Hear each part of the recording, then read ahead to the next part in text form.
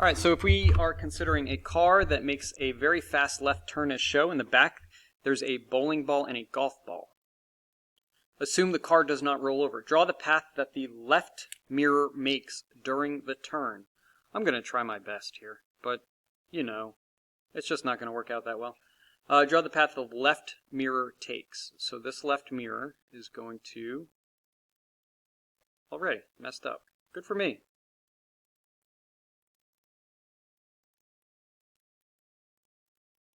Something like that. Similar to that, probably less of a bend.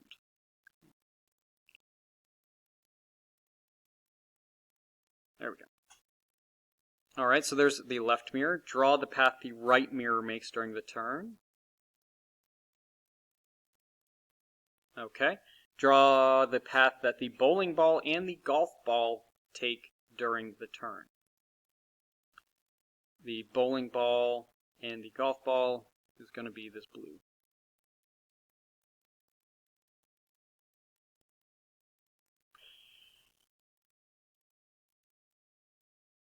Bowling ball and golf ball are going to continue straight until they hit the wall of the car, and then they're going to be dragged along the car. So they're going to be stuck on the right side of the car, on the floor, or in the trunk, or whatever it is.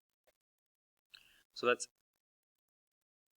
what's happening. The balls are just rolling forward, and then they're crashing into the car. Are the balls forced outside the circle? No. Inertia is playing a role in this. And inertia is the resistance to the change in your motion. In this case, the motion is going forward.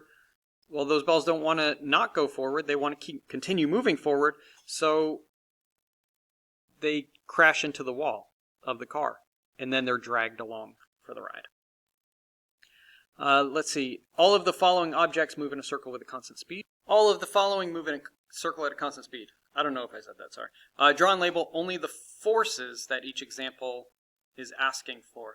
Again, I'm not going to draw the arrowheads, but you should definitely draw arrowheads, and you should definitely be labeling all the time, especially on free body diagrams. Earth orbits the sun. Draw the gravity force on Earth.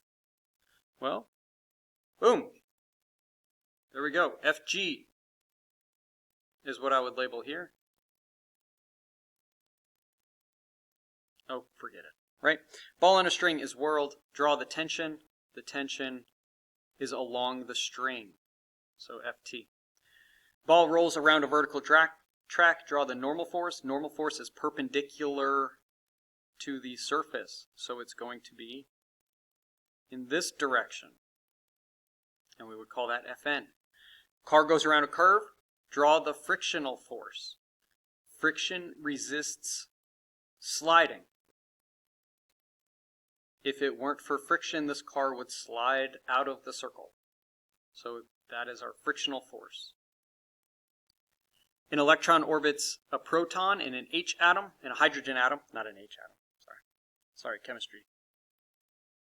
People, that's going to be what we call the electrostatic force.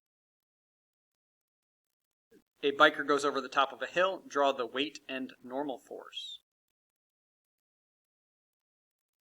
Fg, and then the normal force, Fn. Which one's bigger? It's got to be the weight force. Has to be bigger at the top of the hill. Think about it. Think about it. This is just a circle. We have to have a net acceleration towards the center of the circle, right? Draw the weight and tension. Fg goes straight down. That's the easy one. Tension along the string. Definitely not hard. Ball rolls along the dotted path inside this cone. Draw the weight and normal force. The weight is going to be down, and the normal force is going to be this way. If I add these two forces together, or then I would have a vertical component that would cancel out gravity, and then I would have this horizontal component of the normal force that would just be there. That horizontal component of the normal force, that would be the centripetal force in this instance, because There's nothing holding it back. So our acceleration in this instance is to the right. Our acceleration in this instance is to the right. Our acceleration in this instance is down.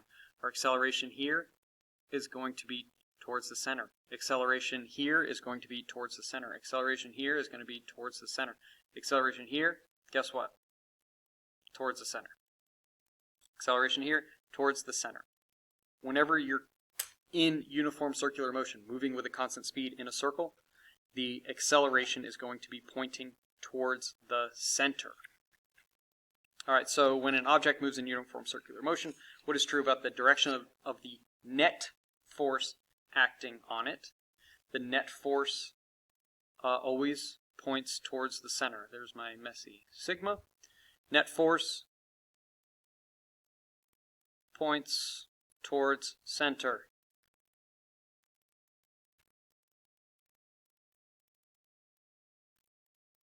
Write an equation expressing Newton's second law for that biker going over the hill. Well, the weight force was the stuff that makes it go, so we have mg minus the normal force equals, it was a circle, so m times v squared over r. Write an expression, Newton's second law for the rock on a string. Rock on a string. That was this ball on a string. Rock on a string, this one. Okay, so we're only looking at this component. Theta is right there, so this component is going to be ft sine theta because it's opposite. Next, so it's going to be ft sine theta equals m times v squared over r because it's going in a circle. This is number 2. This is number 1. Number 3, for the ball in the cone.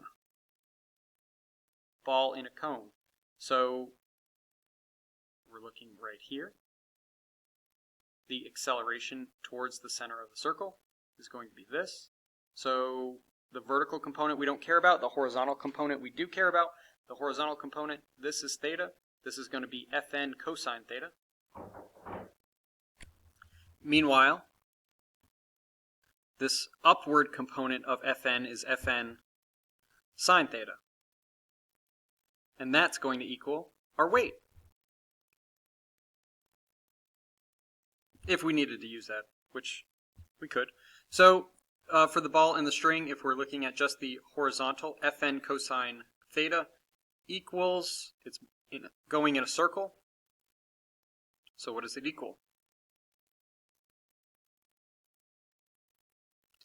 mv squared over r. Explain how to construct a Newton's second law equation for an object moving in a circular. To do that, you're going to take the force that is in the same direction as acceleration, which is towards the center of the circle, minus the forces opposite of acceleration, the ones that are pointing away from the circle, and all of that is going to equal mass times your centripetal acceleration. Remember, centripetal acceleration equals v squared over r, or omega squared times r.